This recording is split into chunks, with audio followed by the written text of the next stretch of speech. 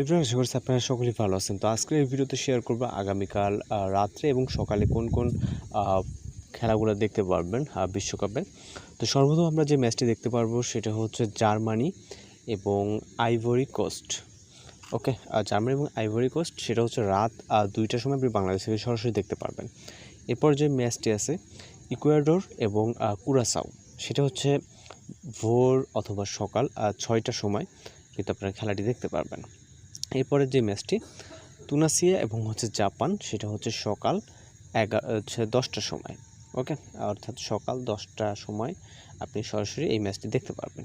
এবং আগামীকালকের লাস্ট যে ম্যাচটি আছে সেটা হচ্ছে স্পেন এবং সৌদি আরব, সেটা হচ্ছে সকাল 10টার সময়, রাত 10টার সময়, যেটা আপনারা বাংলাদেশ থেকে সরাসরি দেখতে পারবেন।